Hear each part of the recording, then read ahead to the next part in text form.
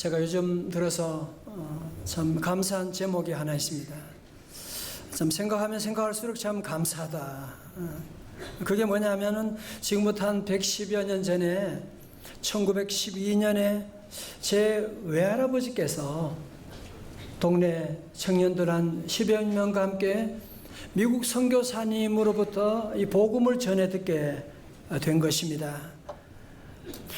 제가 우리 외할아버지께 전도한 그 선교사님 이름이 누군가 조사해 보았더니만 미국 장로회 파송 선교사 크로더스, 이분이 한국 이름으로 권찬영이라고 하는 이름을 가진 선교사님이셨는데, 이분은 대구에서 저 안동 북부 지역까지 사흘길이나 되는 그 먼 거리를 도보로 다니면서 복음을 전하는, 물론 우리나라 말 아주 서투르게 그 말씀을 전하면서 다녔는데, 그 당시에 우리 외갓집 저는 다 유교 집안이었고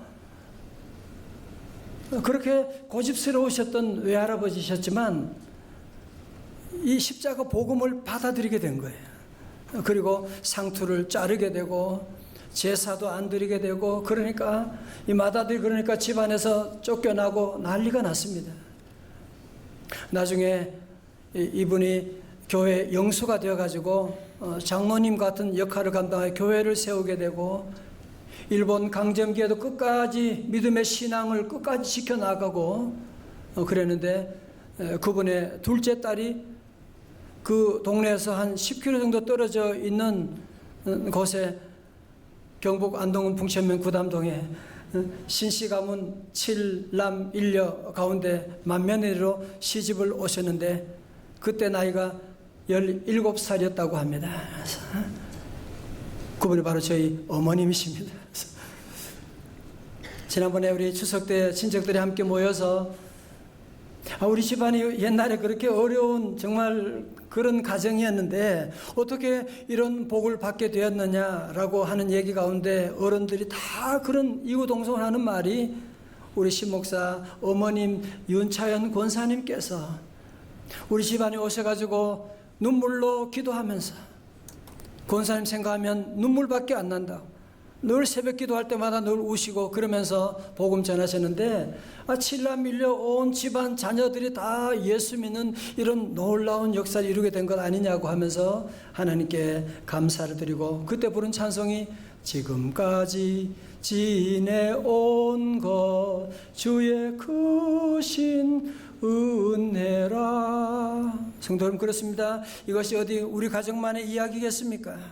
우리 대한민국이 36년간의 일본 강점기를 넘어서 6.25 전쟁의 폐허 가운데 있을 때 1952년 영국 런던 타임즈는 한국에서 민주주의를 기대하는 것은 쓰레기통에서 장밋빛이 피는 것을 기대하는 것과 같다고 조롱했는데, 어떻게 이런 기적적인 경제 성장을 이루고 자유민주주의라고 하는 이 두 마리의 토끼를 잡는 역사가 일어나게 된 것일까요? 어떻게 원조를 받던 나라 가운데서 도리어 원조를 하는 세계 유일한 나라가 될 수가 있었던 것입니까? 1995년 노벨 경제학상을 받은 미국 시카고 대학의 로버트 루커스 교수는 한국의 경제 발전에 대해서 이렇게 연구하고 저렇게 연구하고 아무리 연구해도 답이 나오지 않으니까 그가 마지막으로 하는 말은 기적입니다. 그렇게 얘기를 하고 있는, 기적이라고 할 수밖에 없지요. 우리 대한민국에 무슨 자원이 있어요? 무슨 대단한 뭐가 있단 말입니까? 여러분, 그러나 어떤 기적도, 세상에 어떤 것도 원인 없는 결과가 없는 것이거든요. 아니, 어떻게 우리 민족이 이런 복을 받게 된 것일까요? 역사를 보게 되면 조선시대 초기에 해외 선교사님들의 희생적인 헌신이 있었습니다. 조선시대 한국에 온 해외 선교사들은 거의 다 박사, 목사, 의사, 간호사들, 또 이런 자격이 안 되면 선교사로 올 수가 없었습니다. 통계에 의하면 1885년부터 1994년까지 한국에 온 선교사의 숫자가 2,956명으로 이들 중 10%는 한국에 온 지 얼마 되지 않아 질병과 사고로 죽게 되었다고 하는 것입니다. 뿐만 아니라 한국인 선교사 자녀 중에는 태어나자마자 질병에 걸려 이름도 없이 세상을 떠난 이들이 많았는데요. 여러분, 양화진에 묻힌 선교사 숫자가 145명인데 그 중에 65명이 선교사의 자녀라고 하고 있습니다. 지금도 양화진에 있는 선교사 모임에 가게 되면 그 어린 아이들 2달 만에 1년 만에 이름도 없이 거기에 묻혀져 있는 그런 어린 아이들의 작은 무덤들을 우리가 많이 볼 수가 있고, 정말 보면 눈물이 나지 않을 수가 없습니다. 아니, 어떻게 저들은 무엇을 위해서, 무엇을 얻으려고 이 대한민국까지 와서 자기 자녀가 죽는데도 불구하고 이 나라를 떠나지 아니하고 한국 복음 선교를 전했다고 하는 것이냐. 여러분, 이 땅에 일어난 기적 저절로 된 거 아닙니다. 이 땅에 온 수많은 선교사님들이 피와 십자가 복음을 전했기 때문에, 그 희생이 있었기 때문에 예수 그리스도의 복음으로 말미암아 우리 민족이 이런 놀라운 은혜와 축복을 받게 된 줄로 믿습니다. 우리나라 최초의 대학인 연희전문학교는 장로교 선교사 언더우드가 세웠고요. 최초 여자 대학교인 이화학당은 감리교 선교사 스크랜턴이 세웠고요. 최초의 병원인 제중원은 알렌 선교사님이 세웠고, 최초 간호대학은 서서평 선교사님이 세웠고, 한센병 환자 수용소인 애양원은 윌리엄 포사이 선교사에 의해서 세워졌고, 우리가 축구, 농구, 야구, 배드민턴, 테니스, 이 모든 이 스포츠 경기도 다 선교사님들에 의해서 우리가 배우게 되었고, 여러분이 잘 잡수시는 감자, 이것도요 1832년에 네덜란드 선교사 구슬라프가 가지고 오게 된 것이고, 생각해보면 이 땅에 받은 이 축복, 여권신장, 민주주의, 어느 것 하나 우리 선교사님들의 희생과 손이 없는, 그들로 말미암아 그들이 십자가 복음을 전했기 때문에 이런 놀라운 역사가 일어난 것이 아니고 무엇이겠습니까? 아멘. 사랑하는 성도 여러분, 여러분 한번 생각해 보셨습니까? 아니, 왜 이들이, 왜 그 당시에 최고의 엘리트들이 이 땅에 와서 풍토병과 싸우면서 이 땅에 모든 핍박을 받으면서도 왜 이곳에 와서 십자가 복음을 전했던 것일까요? 자기 자녀가 지금 죽는데도 불구하고 그 자녀의 자녀들이 또 다시 이곳에 와서 의사로, 선교사로 십자가 복음을 전하는 그 이유가 어디 있다고 생각하십니까? 왜 이 땅에 죽이려고 하는 그런 사람들이 많은데도 두려워하지 하지 아니하고 이들이 이 땅에 복음을 전한 이유가 어디에 있다고 생각하십니까? 그 해답이 바로 오늘 본문에 나와 있습니다. 로마서 1장 14절의 말씀입니다. 다 같이 한번 읽어봐요. 시작. 헬라인이나 야만인이나 지혜 있는 자나 어리석은 자에게 다 내가 빚진 자라.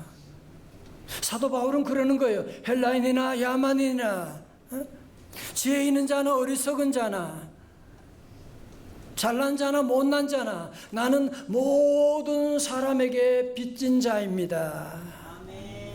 그의 마음속에 하나의 의식과 정신이 있었는데 그게 뭐냐? 부채의식, 빚진 자의 마음이 있었다고 하는 사실입니다. 성도 여러분, 빚져본 적 있으십니까? 저도 제 인생 처음으로 빚을 진 적이 있는데 그것은 성전 건축할 때 빚을 져봤는데요.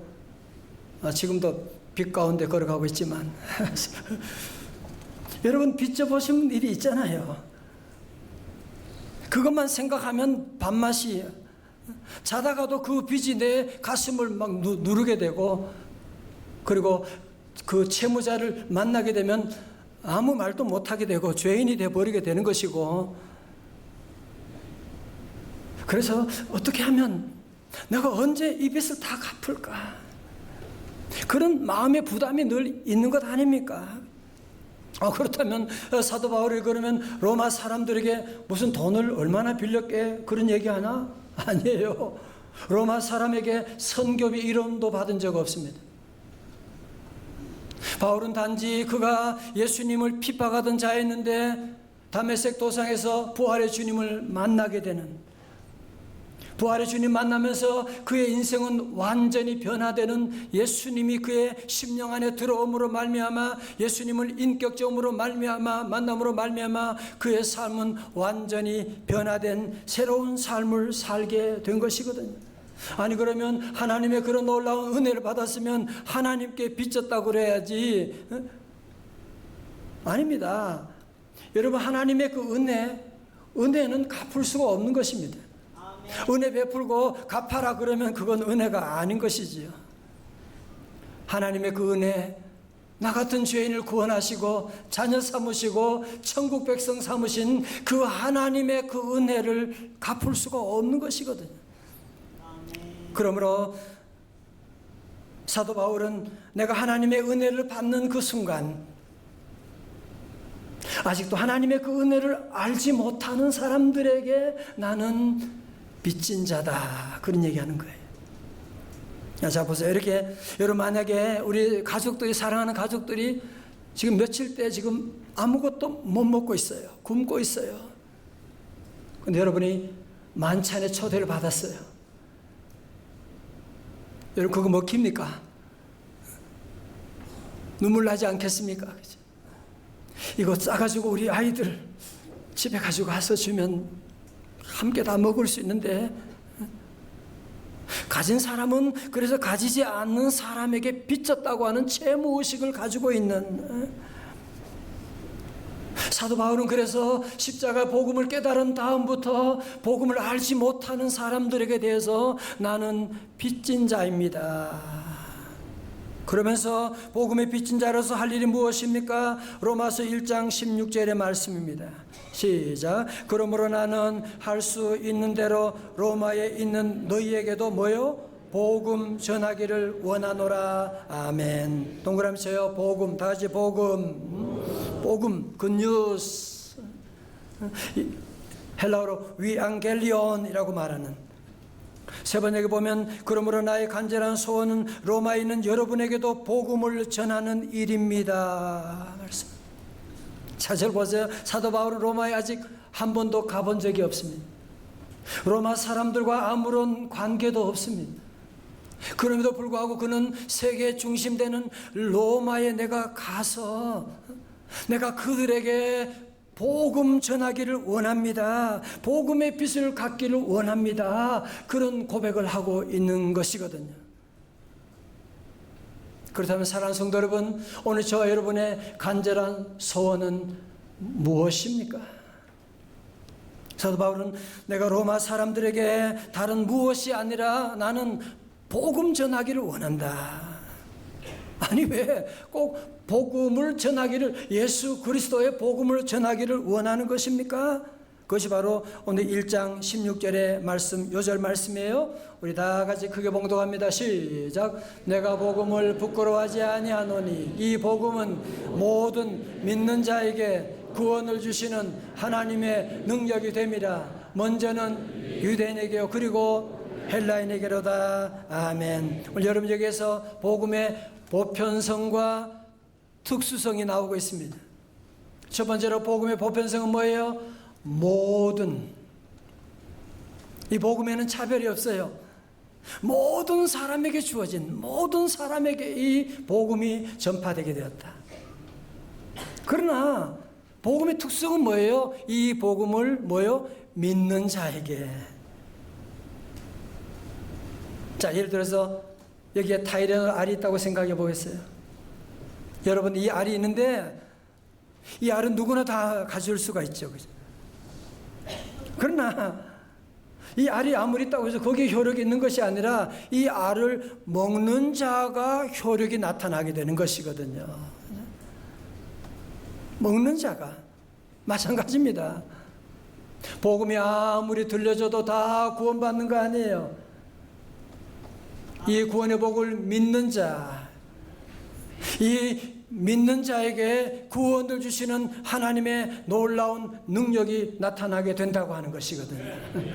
오늘 저녁에 오시는 우리 귀한 안도현 목사님, 아니 어떻게 그 폐암 환자가, 말기폐암 환자가, 위암 환자가 어떻게 20년 동안 병원에 안 가고 이렇게 살아있느냐? 어떻게? 무엇으로? 구원하시는 하나님의 복음의 능력이죠. 복음의 능력. 여러분, 복음은 우리를 구원하는 능력이 있습니다.